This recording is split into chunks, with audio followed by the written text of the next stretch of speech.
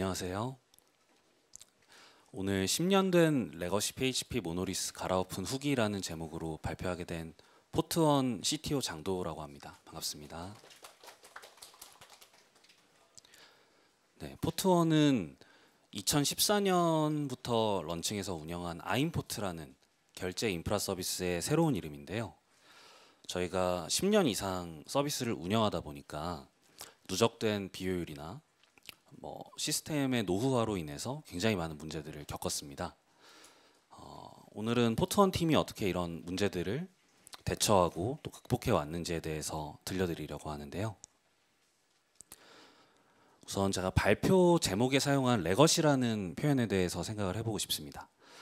아마 소프트웨어를 만드는 회사라면은 저는 이 레거시라는 표현이 제품과 서비스를 만들기 위한 우리들의 지식이나 노하우, 그리고 그걸 바탕으로 만들어진 시스템, 또 이 시스템을 가지고 서비스를 운영하기 위한 프로세스, 그리고 이 모든 것들을 가지고 열심히 일하고 있는 우리들까지, 팀까지 지금의 사업과 제품이 존재할 수 있었던 모든 기반을 의미한다는 생각이 드는데요.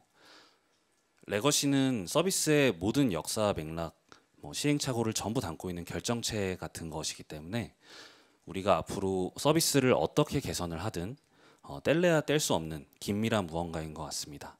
그래서 더 우리가 레거시를 잘 이해하고 또 존중하는 마음으로 실행해야 하는 것 같고요. 하지만 레거시라고 하면 떠오르는 부정적인 이미지들도 당연히 있는데요. 이를테면 비효율, 구체적으로는 서비스를 운영하는데 너무 과도한 비용과 공수가 들고 있다든지, 아니면 장애나 오류가 너무 자주 발생한다든지, 아니면 현재 가진 시스템이 기능을 추가하거나 개선하기에 적합한 기반이 아니어가지고 너무 많은 시간이나 인력이 투입되는 경우 다 포함될 것 같습니다. 포트원 또한 이런 여러 가지 문제들을 다 겪고 있었는데요. 만약에 이런 레거시로 인한 문제들이 서비스가 사업이 성장하는데 핵심적인 병목으로 작용하고 있다면 어떻게 해야 될까요?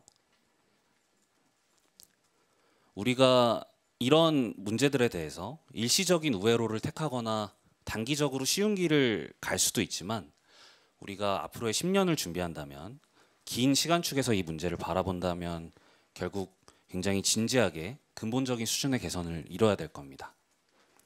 네, 오늘 발표는 포트원 팀이 어떻게 근본적인 개선을 이루어 왔는지, 그리고 또 특히나 시스템, 백엔드와 인프라 관점에서 공유 드릴 겁니다.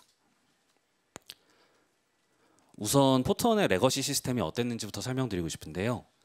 저는 포트원에 2021년 5월에 합류했습니다. 약 3년이 조금 넘었는데요. 가장 먼저 눈에 들어왔던 게 굉장히 오래된 기술 스택이었던 것 같아요. 서버 프로그래밍 언어로 PHP를 사용하고 있었고, 서버 프레임워크는 Cake PHP였고요. 데이터베이스는 MySQL이었습니다. 현재 PHP랑 MySQL 최신 버전이 8점대고 Cake PHP는 5점대이기 때문에 숫자만 보셔도 굉장히 오래되었다는 게 느껴지실 것 같고요. 또 굉장히 단순한 아키텍처였는데요. 모놀리스입니다. MySQL로 이제 서비스의 모든 데이터를 한데 담는 큰 데이터베이스가 하나 있고, 또 이 데이터베이스에 접근하는 방대한 코드베이스를 가진 서버가 하나 떠 있는 그런 구조였습니다. 굉장히 많은 문제를 겪고 있었는데요. 우선 포트원은 설명드린 것처럼 결제 인프라 서비스이기 때문에 이 포트원 시스템에 장애가 발생하게 되면 포트원을 사용하는 고객사의 결제도 중단됩니다. 그래서 고객사의 매출에 직접적인 타격을 주는 심각한 문제가 되는데요. 그런 측면에서 안정성이 정말 중요한데, 이 인터프리터 언어인 PHP를 사용하는 게 굉장히 큰 문제가 됐어요. 컴파일 타임 체크가 없고 모든 문제들이 서버를 실행하고 런타임에 발견이 되다 보니까 안정성을 보장하기가 굉장히 어렵고, 작은 변경을 가하든 큰 변경을 가하든 항상 수동으로 모든 결제 시나리오에 대해서 전수 QA를 해야 됐고요. 또 그러다 보니까 코드를 고치는 게 정말 무서운 일이었어요. 일괄적인 변경이 필요한 리팩토링 같은 것들은 난이도가 너무 높았죠. 그래서 당연히 기술 스택 버전들도 굉장히 오래된 상태로 남아있게 됩니다. 앞서 보여드렸었는데 9 버전 PHP에서만 발생하는 메모리 리익 이슈가 있다든지 아니면은 통신 커넥션이 간헐적으로 실패한다든지 이런 버그들은 누구에게나 공평하게 정말 해결하기가 어렵고 또 그렇다고 이 오래된 기술 스택에 전문성이 있는 분들을 채용해 모시기가 쉽냐 하면 당연히 그것도 아니었어요. 마지막으로 눈송이 서버로 시스템이 운영되고 있는 부분이었는데요. 스노우플레이크 서버라는 표현으로 많이들 들어보셨을 것 같습니다. 이 스노우플레이크 서버는 AMI나 도커 같은 기술을 활용해서 이미지화되어 있지 않은 서버예요. 직접 인스턴스에 접근해서 배포하고 관리하는 서버들을 의미합니다. 그러다 보니까 이 서버의 일관된 동작이나 상태가 보장되지 않겠죠. 그리고 또 개별적으로 문제가 생겼을 때 대응하고 또 관리해야 될 겁니다. 그러다 보니까 기본적인 정말 오토 스케일링 같은 장치도 없어서 굉장히 넉넉하게 서버를 띄우고 있다든지 그리고 또 운영을 하는데 너무 난이도도 높고 매뉴얼도 정말 많아지고 공수가 많이 든다든지 하는 문제들이 있었어요. 앞서 설명드린 잦은 장애나 오류, 느린 기능 개선 등등등 이제 굉장히 전형적인 문제들을 다 겪고 있었기 때문에 어떻게 개선할지도 많이 고민했습니다. 우선 포트원 팀은 기존의 PHP 모놀리스 코드 기반에서 점진적 개선이 가능한가를 우리 스스로에게 되물어봤던 것 같아요. 포트원은 라이브 운영 환경에서 2,000개 넘는 고객사가 쓰고 있는 서비스고 연간 10조에 육박하는 거래액이 발생하는 서비스거든요.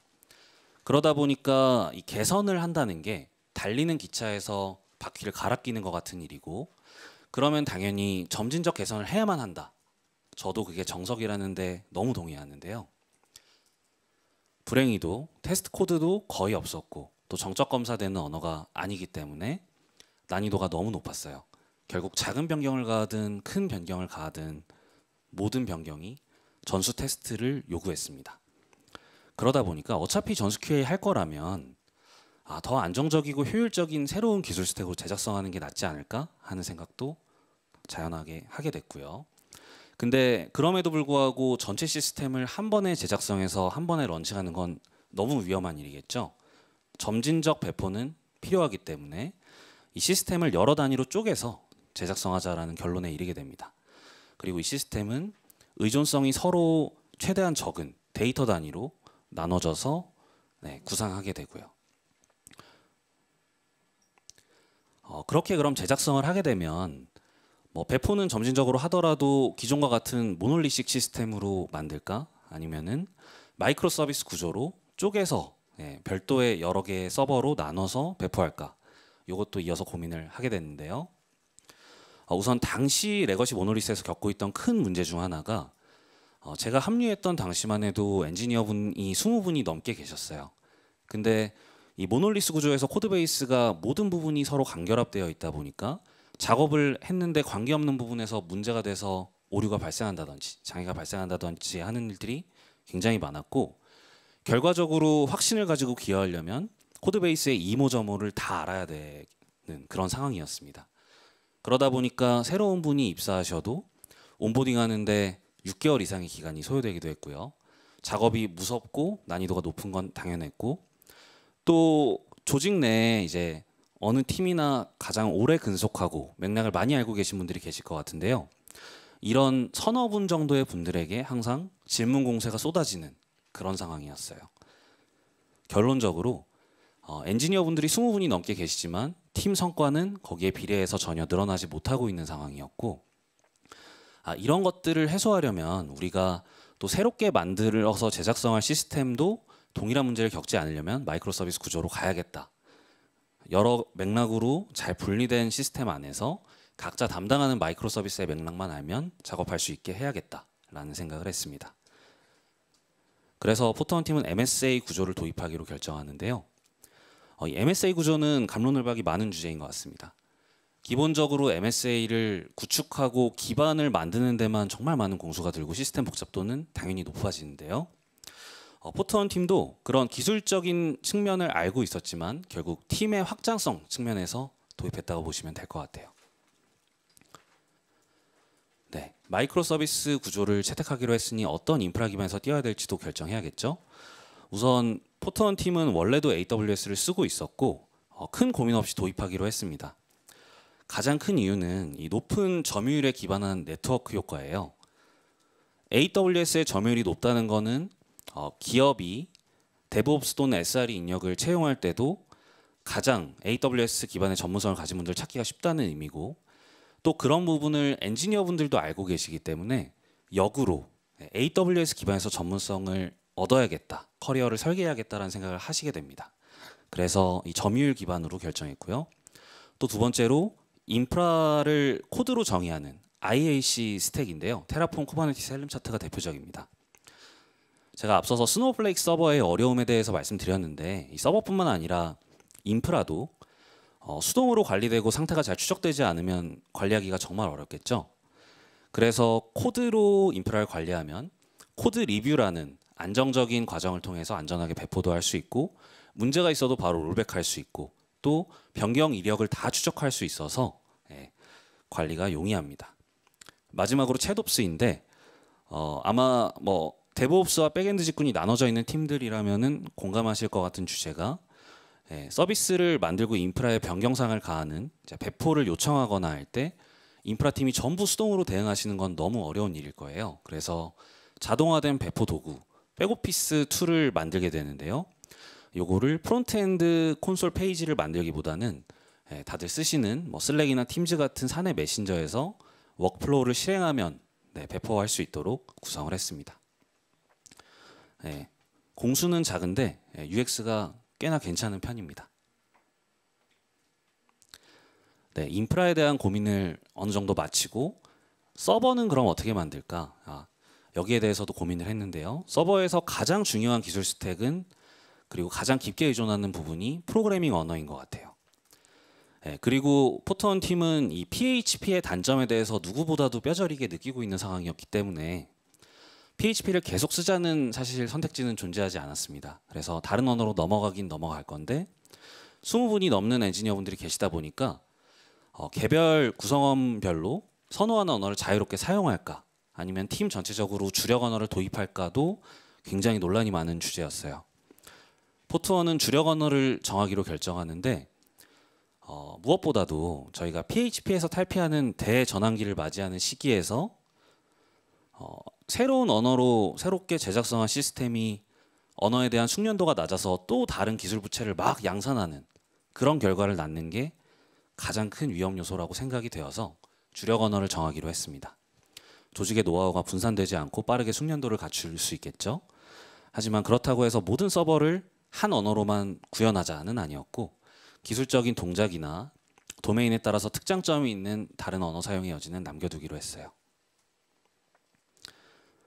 결론부터 말씀드리면 저희는 코틀린을 도입하기로 했는데요. 가장 큰 이유로 자바라는 언어가 서버 사이드에서 굉장히 오랜 기간 사용되어 온 언어잖아요. 근데 이 코틀린은 자바랑 양방향 호환되는 100% 호환되는 언어이기 때문에 풍부한 자바 생태계를 그대로 사용할 수가 있습니다. 이 생태계란 라이브러리만 의미하는 게 아니고요, 프레임워크만 의미하는 게 아니고 이 자바 기반으로 경험을 쌓은 엔지니어 풀도 해당이 되는 것 같아요. 그리고 또 자바를 경험하신 분들이라면 비교적 쉽게 학습할 수 있는 난이도를 가지고 있고, JVM 계열 언어들이 다 그렇듯이 실행 성능이 계산 작업이든 IO 작업이든 꽤 준수하고, 인프라 가성비도 나쁘지 않고요, 멀티스레딩도 가능하고. 근데 가장 핵심적인 부분이 코틀린이라는 언어가 포트원이 결제 인프라를 운영하는 만큼 안정성이 굉장히 중요한데, 이 안정성을 뒷받침할 수 있는 충분히 강력한 타입 시스템을 갖추고 있다는 게 또 큰 이유였습니다. 언어 외적인 부분이지만 인텔리제이 같이 생산성 높은 개발 도구도 사용할 수 있고요. 또 마지막으로 예측하기 어려운 부분이지만 유망성도 중요한 가치인 것 같아요. 팀이 어떤 기술 스택을 도입했는데 기술 스택이 너무 마이너해지거나 지원이 중단되면 큰일이겠죠. 그래서 코틀린은 안드로이드 개발 언어로 시작했지만 서버 사이드에서 점유율을 빠르게 늘리고 있었고, 또 코틀린 라이브러리 생태계가 굉장히 산업지향적이라는 부분도 유망하다고 봤어요. 기능이 강력하게 개선되는 것도 중요하지만 안정적으로 호환성 중시하면서 제공하는 거에 생태계가 많은 노력을 기울이고 있었습니다. 반면에 당연히 단점도 있습니다. JVM 특성상 서버의 최소 사양이 요구되는 자원이 무겁고요. 또 콜드 스타트, 서버를 처음 실행시킬 때 지연도 발생하고 코틀린이 자바랑 호환성이 너무 좋아서 그런지 순수 코틀린 라이브러리는 부족했어요. 또 인텔리제이가 좀 비쌉니다. 이런 단점들은 있었는데 장점이 워낙 많고 감안할 수 있는, 극복할 수 있는 단점들이라고 생각해서 코틀린을 도입하게 됐습니다. 이어서 이런 코틀린의 타입 시스템 아까 굉장히 강조해서 말씀드렸는데 이런 코틀린의 기능들을 어떻게 활용했는지도 예시로 설명드리고 싶어요. 포턴이 담당하는 결제 도메인은 이 오류의 발생 빈도가 굉장히 높습니다. 결제는 굉장히 다양한 이유로 실패할 수 있는데 그 원인과 이유마다 오류를 처리하는 방법이 다 달라지기 때문에 어떻게 하면은 더 안전하게 잘 오류를 처리할 수 있을까에 대한 고민을 하게 됐고요. 네, 보시는 거는 코틀린으로 정의된 가장 간단한 함수 정의예요. 인풋 타입으로 이제 입력 파라미터를 받아서 아웃풋 타입으로 반환하는 기본적인 함수 정의인데 만약에 이 함수가 성공할 수도 있고 실패할 수도 있다면 어떻게 표현해야 될까요? 아마 많은 분들이 아래와 같이 하고 계실 것 같아요. 성공 타입을 반환값으로 지정하고 실패하는 케이스는 익셉션으로 던지는 식으로 많이들 활용하고 계실 것 같습니다. 물론 위와 같이 하고 위의 부분처럼 하고 아웃풋 타입에서 성공 실패 여부를 뭐 둘 다 가지고 있게 하고 각각의 케이스에 대한 데이터도 가지고 있게 해도 되지만 아마 아래와 같이 주로 하고 계시는 이유는 제 생각에는 익셉션을 던지면 로직 실행이 알아서 중단되고 이탈하잖아요. 뭐 do something이라는 함수도 이탈할 거고 이 함수를 사용하는 곳에서도 이탈할 거고 또 그 함수를 사용하는 곳에서도 이탈할 거고 이렇게 로직 실행이 자동으로 중단되게 만들 수 있다는 편의성 때문에 아마 아래와 같이 정석적으로 사용하고 계실 것 같아요. 근데 그렇게 던져진 오류는 어딘가에서 처리가 돼야겠죠. 서버 엔지니어분들이 많이들 보셨을 것 같은 코드입니다. 분명히 서버 프로젝트 코드베이스 어딘가에 이렇게 프로젝트 전반에서 발생할 수 있는 모든 에러 케이스들을 보면서 각각의 에러 케이스, 익셉션이 어떤 API 응답으로 반환돼야 되는지를 변환해주고 있을 거예요. 또 이걸 위해서는 에러 정의를 담는 부분도 필요하겠죠. 에러를 구분하고 뭐 not found 케이스, bad request 케이스 등등등 모아서 정의하는 부분도 있을 가능성이 높다는 생각이 들어요.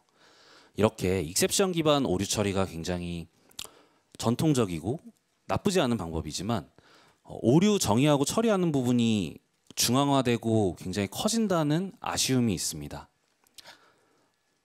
또 다음으로 우리가 서버를 구현하게 되면 뭐 모든 어플리케이션이 그렇지만 모든 로직을 한 코드 파일에 넣는 게 아니라 여러 파트로 분리해서 관리하고 싶잖아요. 여러 파트로 분리했을 때 각각의 파트, 각각의 컴포넌트는 독립적으로 정의되고 또 하는 역할에만 집중하면서 구현하고 싶을 겁니다. 요 예시는 레포지토리라는 데이터베이스에 접근해서 데이터를 조회하고 저장하는 컴포넌트인데요.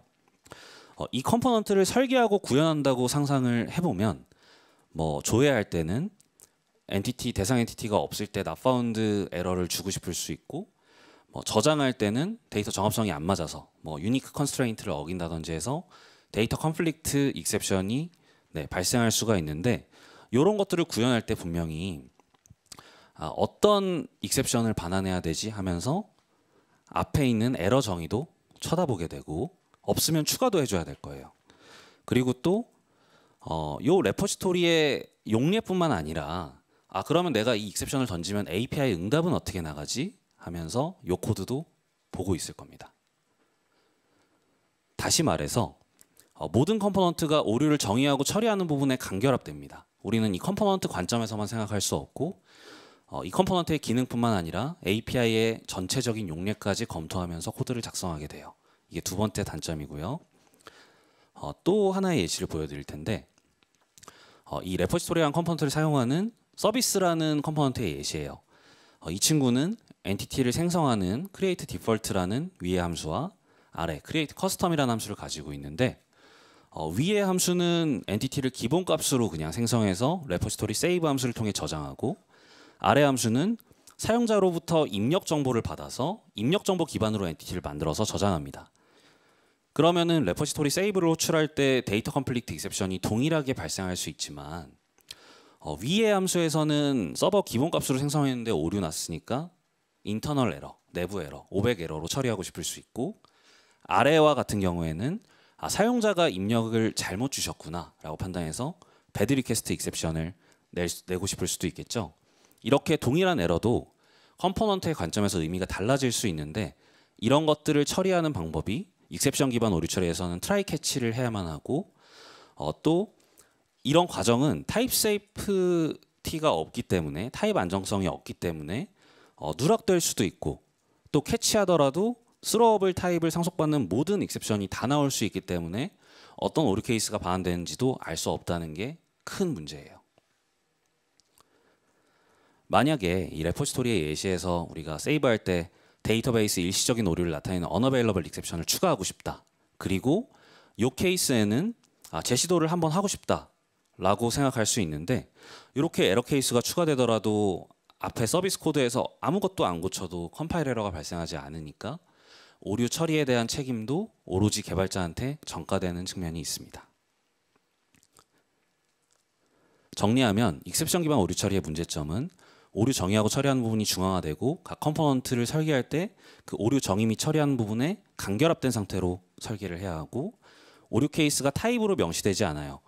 보시면 그냥 사실 주석입니다. 주석 문서에 의존하면서 주석이 누락될 수도 있고, 또 달라질 수도 있겠죠.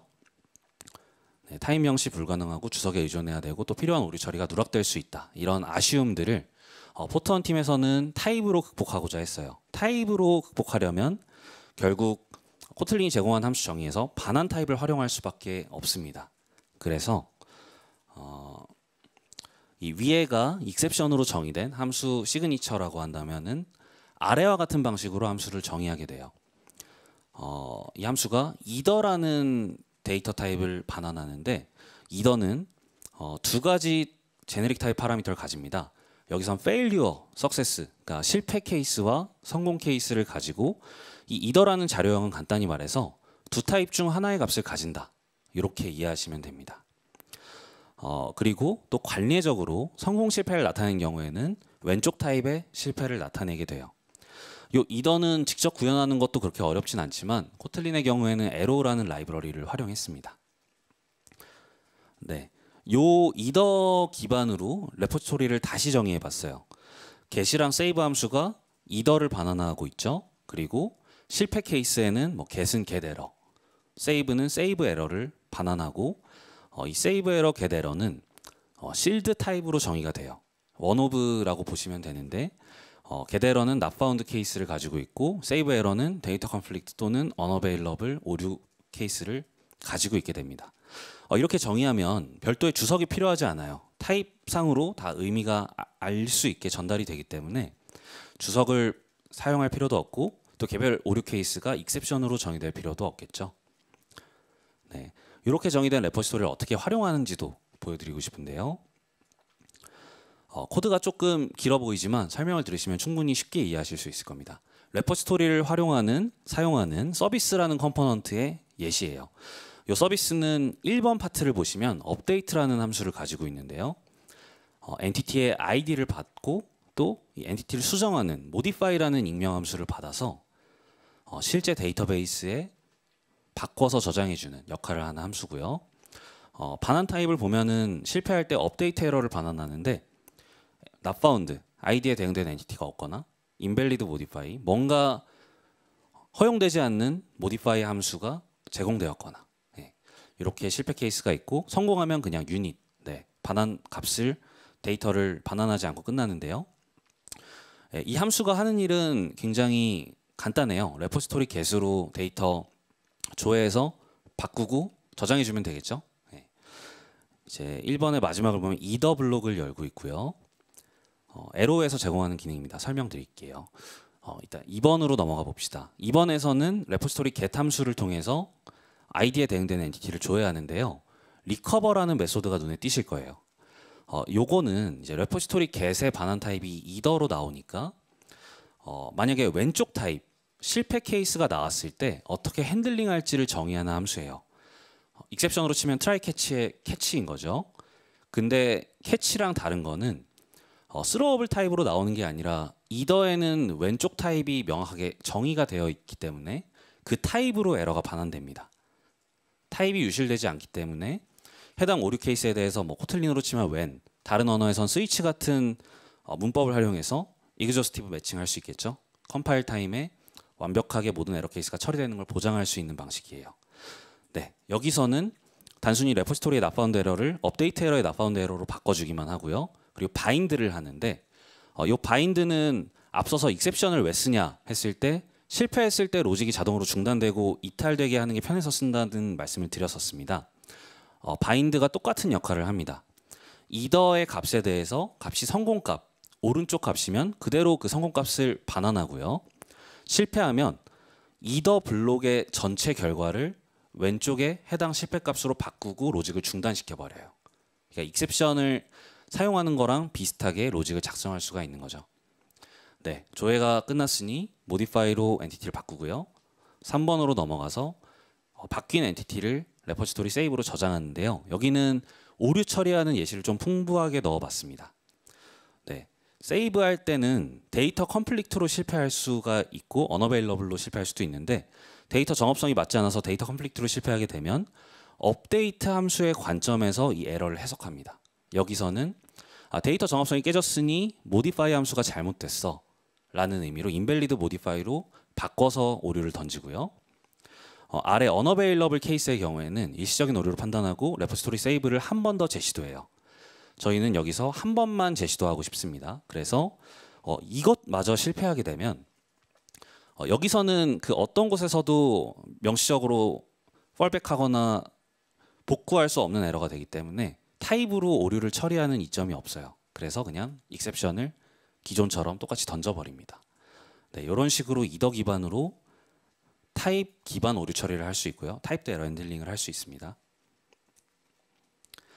네, 이렇게 하면 개별 컴포넌트마다 독립적으로 설계할 수 있고 해당 컴포넌트의 인터페이스의 에러를 분산되게 정의할 수 있고요. 또 오류 케이스가 명시적으로 타입 정의되다 보니까 문서화가 누락될 걱정도 할 필요가 없고 필요한 오류 처리도 컴파일 타임에 강제할 수 있습니다. 이 프랙티스는 제가 특별히 말씀드리고 싶었던 이유가 사실 최근에 뭐 모나드나 이펙트 시스템 관련해서 나오는 주제들에서 사실 가장 핵심적이고 유용한 내용인 것 같아요. 그리고 또 포트원 팀 또한 결제 시스템의 안정성을 확보하기 위해서 거의 모든 마이크로 서비스에 공통적으로 적용한 프랙티스입니다. 또 공통적으로 적용한 부분이 있는데요. 계층형 코드 구조, 레이어드 아키텍처예요. 저희가 레거시 모놀리스를 오랜 기간 운영하다 보니까 먼저 기능을 계속 고도화하면서 그 기능에 대해서 원래 제공하던 API 엔드포인트로 그 인터페이스로 고도화된 기능을 계속 제공할 수가 없어서 새로운 버전의 API를 새로 만들어서 제공하는 경우가 굉장히 잦았어요. 근데 이런 경우에 작업을 하는 난이도가 높다 보니까 그냥 똑같은 로직을 복사해서 제공하게 되기도 하고 안 좋은 프랙티스죠. 그다음에 두 번째로는 서버가 사용하는 외부 의존성, 데이터베이스, 라이브러리, 뭐 서드파티 API 등등이 될 수 있겠죠.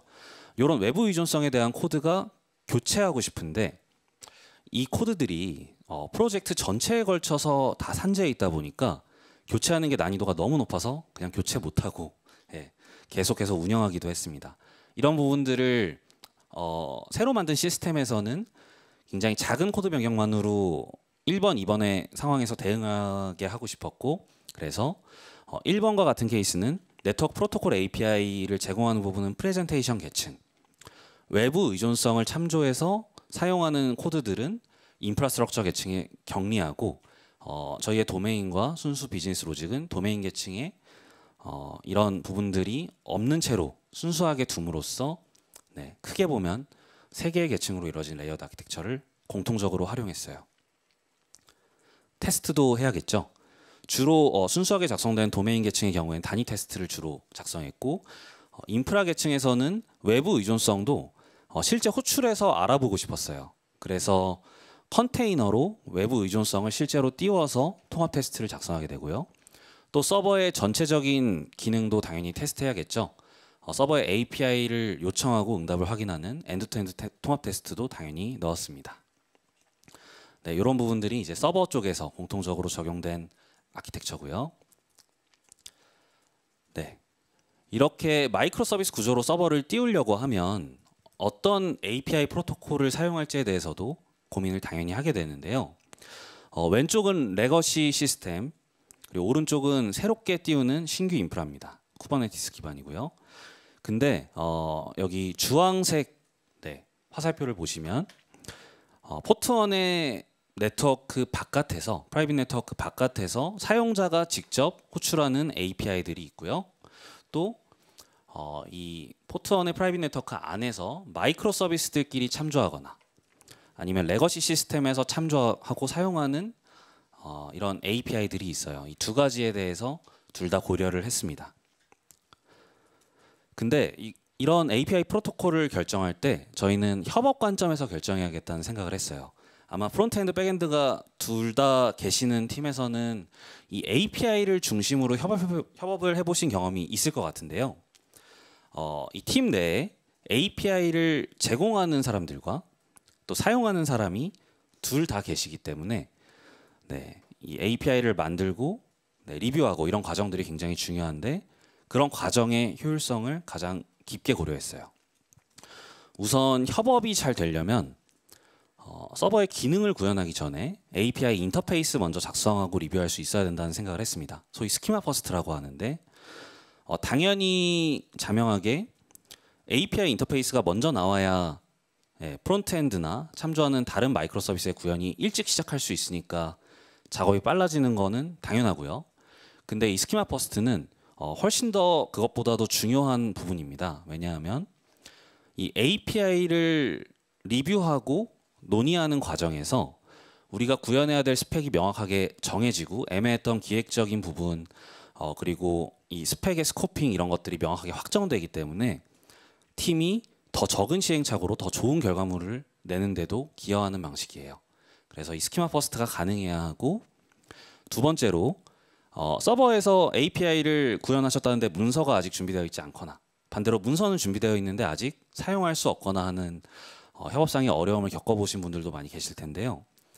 이런 시행착오가 없으려면 서버가 명확하게 버저닝이 되고 있고 또 서버가 제공하는 API 인터페이스도 동일한 버전으로 명확하게 명시돼서 관리가 되어야 되겠죠. 이 1번, 2번이 그리고 협업상 사람의 노력에만 의존하는 게 아니라 누락되지 않고 자연스럽게 강제될 수 있는 프로세스도 필요할 겁니다. 그래서 인터페이스는 명세로 관리되어야 된다는 생각을 했어요. 인터페이스에 대한 산출물이 있고 그걸 사람이 읽을 수 있어서 그래야만 코드 리뷰도 할 수 있고요. 이 스펙 리뷰도 할 수 있고 또 버전도 달 수 있겠죠. 그리고 REST API의 경우에는 오픈 API 아니면은 애초에 스펙 기반으로 만들어진 gRPC 같은 IDL 프로토콜도 존재합니다. 우선 서버 간 프로토콜 어떤 거 쓸지부터 고민했는데요. 오픈 API랑 gRPC 중에서 고민했어요. 근데 gRPC로 결정을 했는데 그 이유가 오픈 API의 경우에 스펙이 YAML 파일로 작성되는데 이게 사람이 쓰고 읽기가 조금 불편한 형식이다라는 부분이 컸고 그리고 오픈 API의 오픈소스 코드 제너레이터의 그 기능이 최신화된 오픈 API 스펙을 다 반영하고 있지 못하다는 부분 이런 사용성이 아쉬워서 gRPC로 결정을 하게 되는데 반면 gRPC는 인터페이스 작성하고 리뷰하기 용이한 문법을 가지고 있고요. 또 이 기술 스택의 특징이 어떻게 하면 명시적으로 하이원성을 관리할 수 있는지에 대해서 가이드를 풍부하게 제공합니다. 필드 넘버가 필드마다 붙어 있어서 필드 네임을 바꾸더라도 하이원성을 보장할 수 있다든지 하는 기능들이 있고요. 또 애초에 서버 코드나 클라이언트 코드가 스펙을 바탕으로 코드 생성되는 구조다 보니까 사실 정적 타입으로 생성되는 타입 안정성도 누릴 수 있고 스키마 버스트도 강제되는 이점이 있어요. 물론 이 gRPC가 프로토버프 기반이라 바이너리로 직렬화됨에 따라서 성능 이점들도 있는데 이런 부분보다는 먼저 설명드린 요소들을 협업 관점에서 크게 고려했습니다. 요즘 제이슨도 압축 알고리즘이 워낙 좋아서 사실 큰 차이가 없기도 하고요. 또 반면에 프로토버프는 바이너리 직렬화로 인해서 사람이 눈으로 이 데이터를 봤을 때 알아보기 어렵다는 단점이 있는데 이런 부분은 툴로 충분히 극복할 수 있는 부분이라고 판단했어요. 그럼 gRPC 기반으로 어떻게 명세 기반 협업을 했는지도 말씀드리고 싶은데요. 서버별 gRPC 인터페이스도 서버 코드뿐만 아니라 인터페이스도 긴 레포지토리로 동일하게 관리합니다. 그리고 이 인터페이스가 변경될 때 API를 제공하는 쪽과 사용하는 쪽이 같이 코드 리뷰하면서 불명확한 부분들을 확정하게 되고요. 그리고 의존하는 다른 마이크로 서비스 또는 프론트엔드에서 서버의 인터페이스를 Git 서브 모듈로 임포트해서 코드 생성해서 사용하게 돼요. 모든 인터페이스는 정적 코드로 생성되기 때문에 내가 뭔가 존재하지 않는 필드를 참조하고 있다든지 잘못 인테그레이션하면 컴파일 에러가 나서 자연스럽게 문제를 미리 방지할 수 있습니다. 그 다음으로 말씀드리고 싶은 게 사용자 API 프로토콜이에요. 내부망에서만 활용되는 API가 아니라 고객께서 직접 사용하시거나 아니면 포트원의 프론트엔드에서 정적 페이지를 통해서 사용되는 API들인데요. 이런 API들의 사실 마이너한 기술 스택인 gRPC를 사용해달라고 강제할 수는 없겠죠. 사용자 친화적인 프로토콜이 필수적입니다. 그래서 사용자 API에 대해서는 REST API 그대로 사용하고 또 저희 프론트엔드 팀이 선호하는 GraphQL도 도입을 하게 됩니다. 또 두 프로토콜 다 GraphQL 같은 경우에는 SDL, 스키마 디파이닝 랭귀지가 있고 REST API는 오픈 API가 있고요. 명세 기반 협업을 동일하게 적용할 수가 있어요. 하지만 도전적인 부분들도 있었는데요. 두 프로토콜을 동시에 제공하고 싶은데 모든 기능들을 하나하나 만들 때마다 두 프로토콜을 둘 다 작성해야 되면은 너무 힘들지 않을까요? 그래서 이런 공수적인 비효율을 서버 코드로 API 스펙을 작성하면, 그러니까 프로그래밍 언어로 작성하면 자동으로 오픈 API 스펙으로도 변환이 되고 GraphQL 스펙으로도 변환이 되게 자동화된 파이프라인을 구축해서 해결했어요. 그리고 사용자 API 특징이 사실 명세만 있어서 되는 게 아니라 사람이 읽기 편한 문서가 웹페이지로도 나오고 또 예시도 같이 포함돼서 나와야만 하잖아요. 근데 이런 것들을 할 때 별도의 테크니컬 라이터를 고용하시는 팀도 계시지만 실제 제공된 API가 문서 반영이 늦다든지 이런 불일치가 발생한다든지 하는 비효율을 많이들 겪어보셨을 것 같아요. 이런 부분도 저희는 프로토콜별로 명세가 다 있기 때문에 그 명세를 바탕으로 문서 웹페이지가 자동 생성되는 파이프라인도 구축을 했습니다. 실제로 보여드리면 자세히 보실 필요는 없지만 API의 입력 정보, 출력 정보, 엔드포인트 정보 이런 것들이 서버 코드로 정의가 되고요. 그러면은 오픈 API YAML 스펙으로도 만들어지고 GraphQL, SDL로도 자동 생성이 됩니다. 그리고 뿐만 아니라 포트원 개발자 센터의 실제 문서 페이지인데요. 이렇게 웹페이지의 API 문서로도 자동으로 생성이 되는 파이프라인이에요.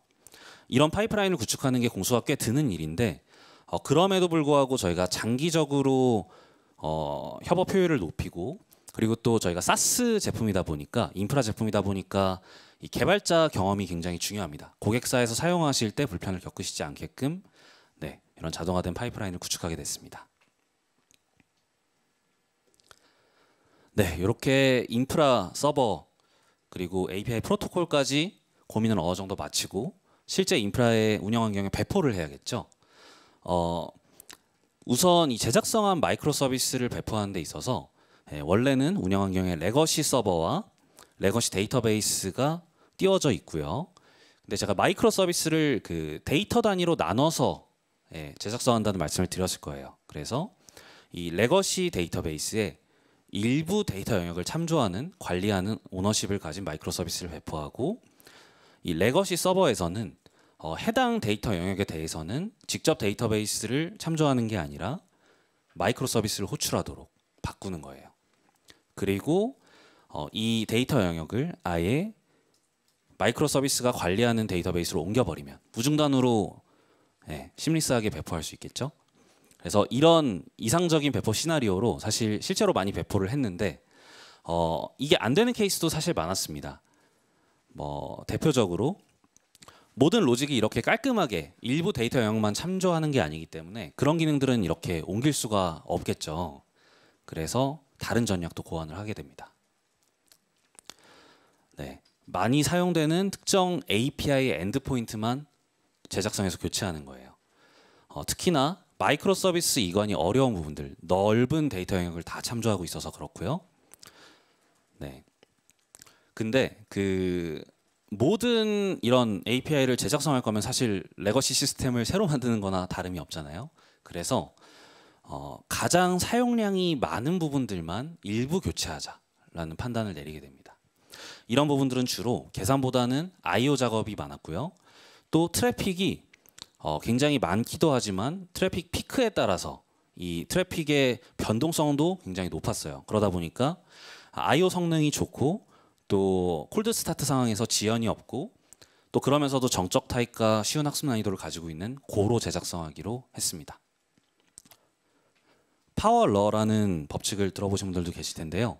어떤 사회적 분포가 x제곱분의 1꼴로 나온다는 법칙이에요.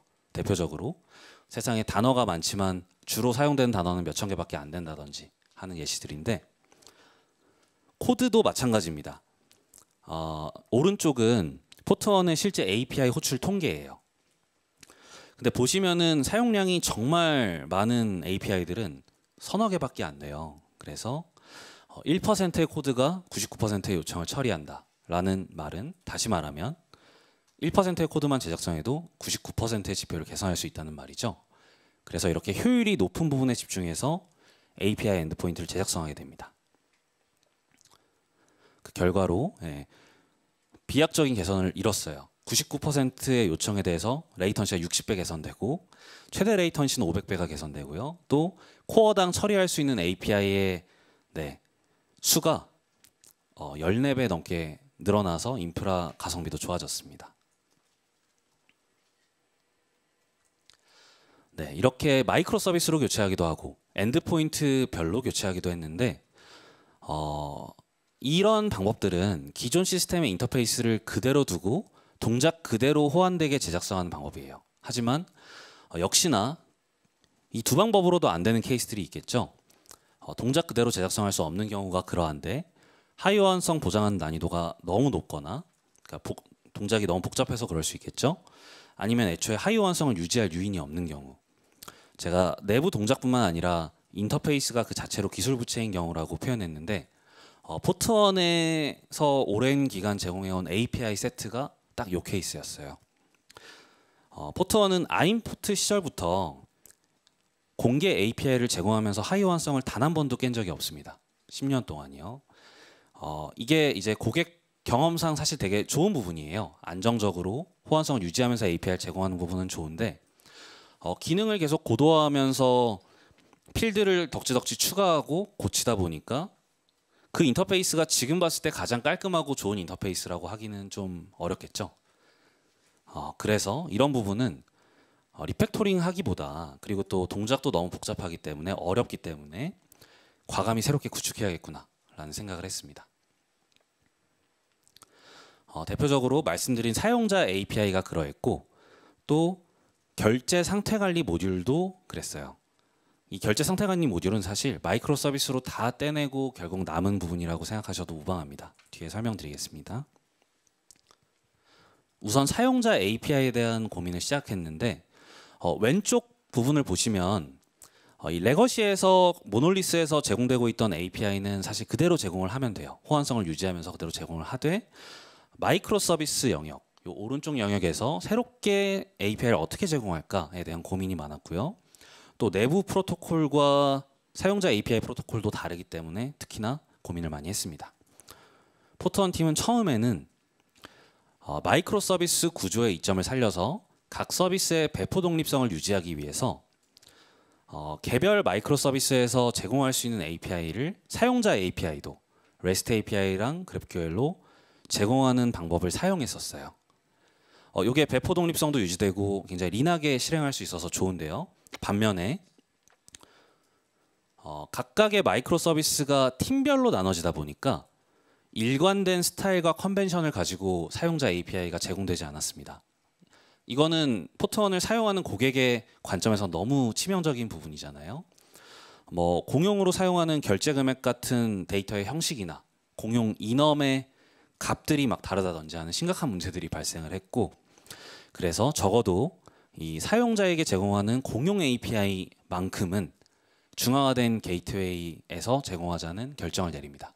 그리고 이 게이트웨이는 내부적으로는 마이크로 서비스를 gRPC로 호출하고 외부로는 REST API와 GraphQL을 변환해서 제공하는 그런 서버가 됩니다. 이렇게 하면 배포 독립성을 잃게 되는데요. 그럼에도 불구하고 개발자 경험을 살리기 위해 또 분산된 사용자 API 서빙 구조에서 사실 공통 타입이나 정의들을 관리하는 게 굉장히 어려워요. 그런 것들을 하기보다는 그냥 하나로 관리하는 게 좋겠다라는 판단을 내려서 새로운 사용자 API들을 제공할 수가 있었어요. 네, 그리고 마지막으로 새롭게 리뉴얼해야만 했던 부분, 결제 상태 관리 모듈인데요. 요건 쉽게 말씀드리면 결제를 실제로 처리하고 포트원이 가지고 있는 이 결제 내역의 상태, 결제건의 상태도 그에 맞게 업데이트를 해야만 하잖아요. 그래서 그 결제 처리 결과에 따라서 상태를 변경하고 저장해주는 핵심적인 모듈입니다. 근데 이 부분이 이제 이 기능별로 참조하는 데이터 범위가 넓어요. 거의 모든 데이터를 포트원에 저장된 데이터를 다 참조하면서 동작하고 또 코드가 방대해서 동작 하이어완성 보장이 어려웠습니다. 그리고 또 기존에 아쉬웠던 부분들도 굉장히 많았어요. 정적 검사가 없는 PHP고 기술 스택 오래됐고 이런 부분들 다 설명드렸었지만 추가로 이 모노리스 시스템이 MySQL이라는 관계형 데이터베이스로 만들어지잖아요. 근데 관계형 데이터베이스는 가용성과 확장성의 한계를 가집니다. 포트원 서비스 특성상 중단 업데이트라는 개념이 없어요. 점검을 걸면 그동안 매출이 발생하지 않게끔 고객사에 피해를 끼치기 때문에 거의 모든 배포가 다 무중단 업데이트인데 이 관계형 데이터베이스의 트래픽을 확장하는 데 있어서 수평적 확장이 가능한 건 읽기 연산밖에 없습니다. 프라이머리 인스턴스가 읽기 쓰기를 담당하고 리드 레플리카들이 읽기 전용으로 늘어날 수는 있지만 수평적 확장이 가능하지만 쓰기 연산은 결국 이 프라이머리 인스턴스를 더 좋은 성능으로 교체하는 방법밖에 없기 때문에 이 트래픽에 대응하기가 굉장히 어려웠어요. 그리고 또 가용성, 하이 어베일러빌리티 측면에서도 마찬가지입니다. 데이터베이스의 서버가 다운되면 리드 레플리카와 스왑해서 교체하는 방식으로 복구가 이루어지는데 여기에는 순단이 발생하게 되어 있어요. 즉, 서비스가 중단되는 시간이 있다. 그래서 가용성에도 한계가 있다라는 말씀을 드리고 싶고요. 두 번째로 장애나 오류가 발생했을 때 클라우드 장애일 수도 있고 포트원 시스템의 장애일 수도 있지만 결제는 처리됐는데 그 결과를 데이터베이스에 쓰지는 못했다든지 하는 일들 굉장히 비일비재합니다. 이런 경우에 이 데이터가 어떤 데이터들이 대체 쓰기에 실패했을까? 알기도 어렵고요. 또 알더라도 이걸 어떻게 복구해야 될지도 알기가 정말 어렵습니다. 데이터 정합성을 유지하고 복구하는데 난이도가 높다. 이 두 가지 단점을 극복하면서 새롭게 리뉴얼하고자 했고요. 그래서 이벤트 소싱이라는 방법을 도입합니다. 이벤트 소싱은 현재 상태를 저장하는 대신에 그 상태에 이르기까지의 모든 사건들을 목록으로 저장하는 방식이에요. 여기 왼쪽 파트에 결제건의 현재 상태를 표현해 두었는데 결제 상태라고 하면은 주문명, 결제 금액, 그리고 결제 상태가 대기 상태인지 승인 상태인지 취소 상태인지 등등등 있을 수 있겠죠. 이런 것들이 관계형 데이터베이스에서는 테이블과 컬럼들로 표현이 될 겁니다. 근데 이렇게 저장하는 게 아니라 오른쪽처럼 이 결제건에 대한 사건 목록들을 제가 적어놨는데요. 처음에 결제가 초기화되고 초기화될 때 이 결제건의 주문명과 금액들이 같이 들어오고 그 다음에 사용자가 결제 수단을 인증하시고 결제가 승인 완료되고 그 다음에 취소가 요청되고 취소까지 승인되고 이런 이벤트들을 그냥 순차적으로 쌓는 거예요. 근데 어떤 상태에서 어떤 이벤트가 추가됐을 때 우리는 다음 상태를 알 수 있잖아요. 그렇기 때문에 이 사건 목록만 저장해도 현재 상태는 발생한 사건들로부터 복원이 됩니다. 그리고 최신 상태뿐만 아니라 사실 이 가장 처음의 상태로부터 어떤 상태들을 거쳐서 매 순간순간 변화하면서 왔는지까지도 알 수 있게 돼요. 그렇기 때문에 데이터 정합성에 문제가 생기더라도 각각의 데이터별로 어떤 맥락으로 이 상태에 일어나는지 조회하기가 쉽고, 당연히 그 맥락을 바탕으로 특정한 조건에 충족되는 데이터들만 문제가 있다라고 판단한다든지 정합성을 복구하는 게 가능하겠죠. 현재 상태에 이르기까지의 모든 역사를 영속적으로 조회할 수 있기 때문에. 그리고 또 관계형 데이터베이스를 쓸 때는 업데이트를 하거나 이제 어떤 로우를 업데이트하거나 삭제하는 그런 연산들이 꼭 필요한데, 이벤트로 저장하게 되면 이 사건 목록들은 추가되기만 하지 이미 적재된 사건들은 항상 불변합니다. 그렇기 때문에 관계형 데이터베이스에서 벗어나서 NoSQL을 채택할 수 있게 되고요. 또 이 NoSQL의 실제 데이터베이스마다 다르겠지만 대부분의 특징이 확장성과 가용성에 이점이 있다는 부분이잖아요. 그래서 트래픽을 늘릴 때도 수평적 확장만으로 리드와 라이트, 읽기, 쓰기 둘 다 확장할 수가 있고요. 또 일부 데이터베이스 인스턴스가 다운되더라도 가용성을 잘 보장할 수 있게 됩니다. 실제 아키텍처도 설명을 드리고 싶은데요. 우선 왼쪽을 보시면 저희는 카산드라라는 NoSQL을 사건 목록들을 저장할 데이터베이스로 선택했어요. 그리고 이 데이터베이스로부터 이 결제 상태 관리 모듈을 이루는 서버들이 조회해서 사건 목록들을 가져오기도 하고 또 새로운 사건들을 추가해 기록하기도 합니다. 근데 제가 이 노드 그리고 이 안에 엔티티 상태 이런 표현들을 적었는데, 이 엔티티들은 상태를 가지는 무언가라고 생각하시면 돼요. 포트원의 경우에는 결제건, 결제 내역이 해당이 되고요. 근데 이 사건 목록만 가지고 우리가 그걸 리스트로 들고서 서버에 로직을 작성하는 거는 너무 어려운 일이잖아요. 결국에는 실제 프로그래밍 할 때 그리고 로직을 작성할 때는 사건 목록으로부터 상태를 복원한 다음에 그 상태를 보면서 로직을 작성하게 될 겁니다.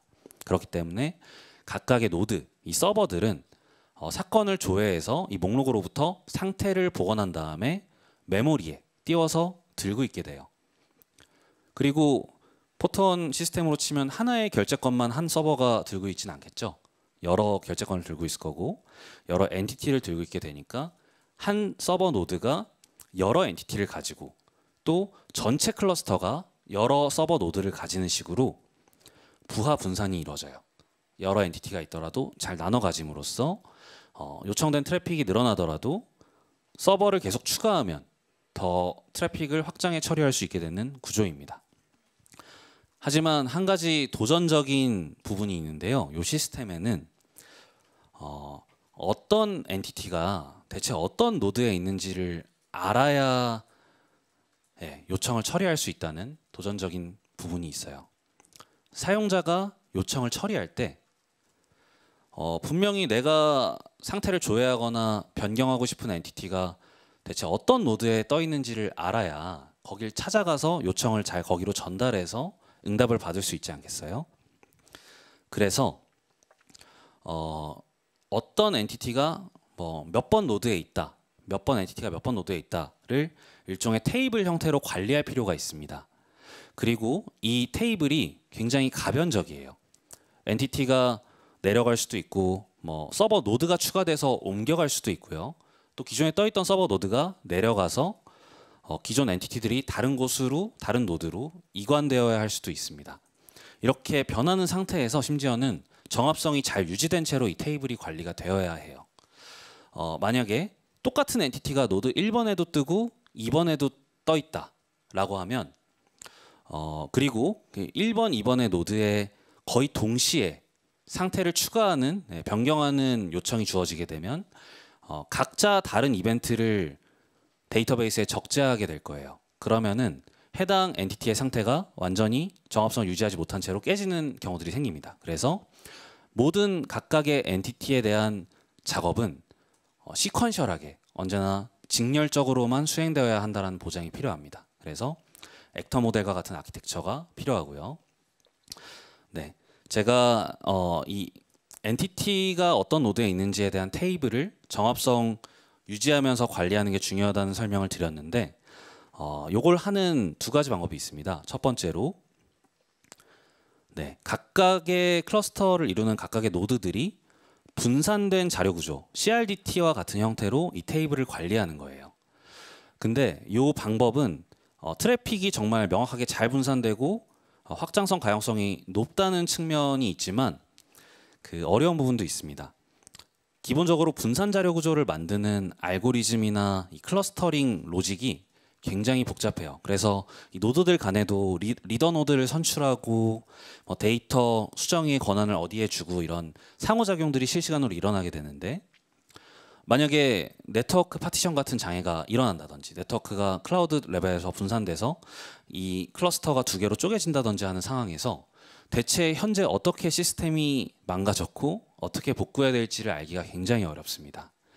이런 방식을 대표하는 프레임워크는 아카 프레임워크가 대표적이에요. 그래서 저희도 아카를 도입을 검토했었는데 이런 장애 상황에서의 대처가 우려돼서 다른 방법을 택하게 됩니다. 두 번째로, 이 어떤 엔티티가 어떤 노드에 있는지를 관리하는 자료를 각각의 노드가 직접 관리하는 게 아니라 이걸 관리하는 관리 역할만 하는 서버를 하나 별도로 두는 거예요. 샤드 매니저라고도 부르는데요. 이 샤드 매니저는 이 엔티티가 노드에서 옮겨가거나 혹은 새로운 노드가 뜨거나 삭제될 때 관여를 해서 이 테이블을 잘 변경해주는 단일 책임을 가지고 있는 서버예요.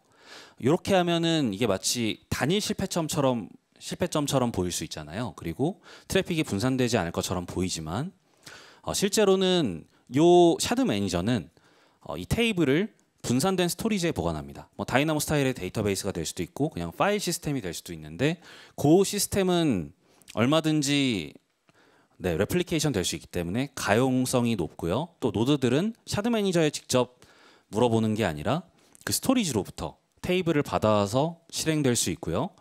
또 노드들이 그 데이터를 직접 받아올 수 있다 보니까 이 샤드 매니저가 내려가더라도 지금 당장 노드가 추가되거나 내려가고 있는 상황이 아니라면, 즉 서버 클러스터에 변화를 주고 있는 상황이 아니라면 시스템이 전부 정상적으로 동작하게 돼요. 그래서 여전히 높은 가용성과 무한한 확장성을 가진 채로 클러스터가 동작할 수 있습니다. 샤드 케이크 같은 프레임워크가 대표적일 것 같습니다. 사실 요 이벤트 소싱이라는 기술은 제가 예전에 쿠키런 킹덤이라는 게임 서버를 만들면서도 적용했던 기술이에요.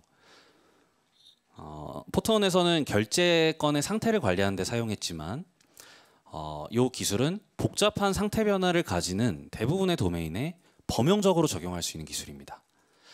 이제 이게 어떻게 적용하더라도 가용성과 확장성 관점에서 굉장히 좋은 보장성을 얻을 수가 있기 때문에 복잡한 나만의 상태 변화 로직을 가진 나만의 분산 데이터베이스를 만드는 것과도 같아요.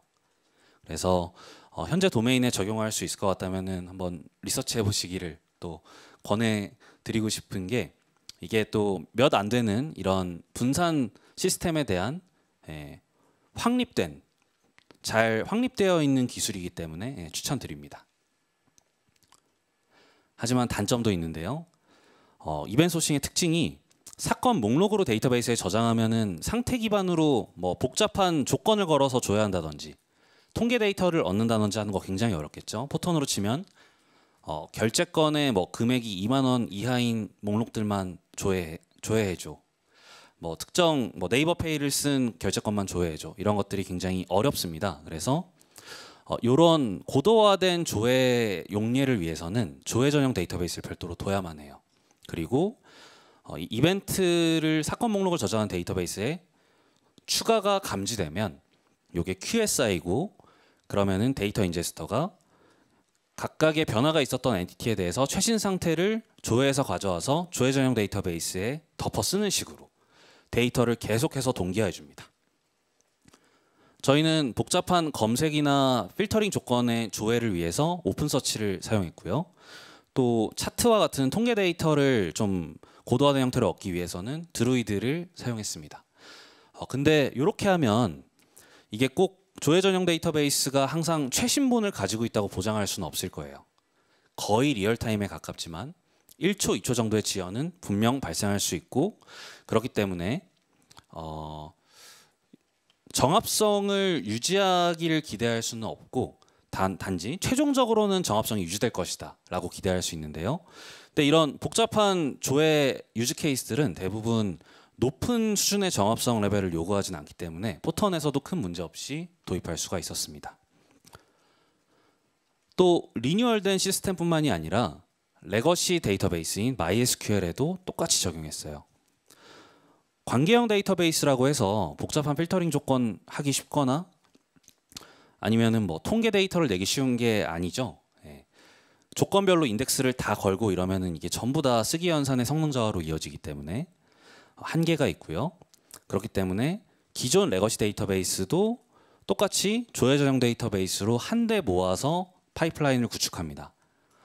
이 결과로 포트원에서 구 시스템에서 발생한 결제권 상태와 리뉴얼된 새로운 시스템에서 발생한 결제권 상태가 통합 조회가 가능해졌고요. 그리고 또 훨씬 더 고도화된 결제 내역을 제공할 수가 있게 됐어요. 네, 이렇게 다양한 부분에서 노력하면서 3년 이상의 시간이 흘렀는데요. 어떤 부분이 달라졌는지도 간략히 말씀드리고 싶습니다. 우선 거의 대부분의 작업을 이제 포트원 팀에서는 PHP 코드베이스에서 고치는 게 아니라 코틀린과 새로운 마이크로 서비스 기반 위에서 진행할 수 있게 된 것 같아요.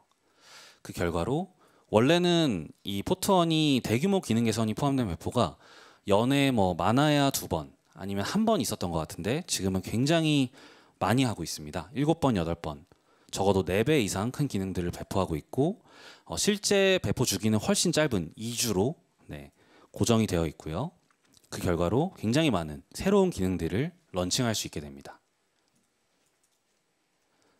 그리고 두 번째로 업타임, 안정성이 비약적으로 증가했어요. 왼쪽 그래프는 장애가 발생했을 때 다운타임에다가 그 장애의 치명도를 곱한 거예요. 그래서 실질적인 장애의 영향이 얼만큼 있었냐라고 할 수 있는데 3년의 시간 동안 10배 이하로 줄일 수 있었고요. 조금 부끄럽지만 당시 99.7%에 불과했던 업타임은 지금은 99.999%를 바라보고 있습니다. 계속해서 인프라 개선 진행하면서 업타임을 계속 늘려나가고 있고요. 네, 마지막으로 팀 차원의 변화인데요. 제가 좋아하는 격언이 있습니다. 나발 라비칸트라는 사람이 일시적인 문제에 대한 우리의 일시적인 해결책이 영구적인 문제가 되어버렸다라는 말을 했는데요. 이 레거시 시스템을 우리가 그대로 감당하면서 조직의 성과를 내기 위해 노력하고 있을 때는 어딘가 모르게 소모되고 있다는 느낌, 팀이 힘들다는 느낌을 지우지 못했던 것 같아요. 비단 오래된 기술 스택을 쓰고 있고 우리의 커리어에 도움이 되는 팬시한 기술들을 쓰지 못해서가 아니라 저는 정말 본질적인 문제, 가장 중요한 문제에 집중하지 않고 단기적인 성과만 생각하면서 임시적인 해결책을 내고 있었기 때문에 우리 스스로도 일의 의미를 찾기 어려워서 힘들었던 게 아닐까 하는 생각이 듭니다. 레거시 시스템 개선을 진행하면서 저희는 훨씬 더 도전적인 과제들 그리고 의미 있는 일을 할 수 있게 됐고요. 그 결과로 개인의 성장과 팀 성장이 정렬되었고 또 팀이 더 활기를 가지고 동기부여 받으면서 일할 수 있는 환경이 되었고요. 그 무엇보다도 우리가 정말 의미 있는 고객의 문제를 풀면서 또 장기적인 시각에서 가장 의미 있는 방향으로 일하고 있다는 자부심을 얻을 수 있었던 것 같습니다.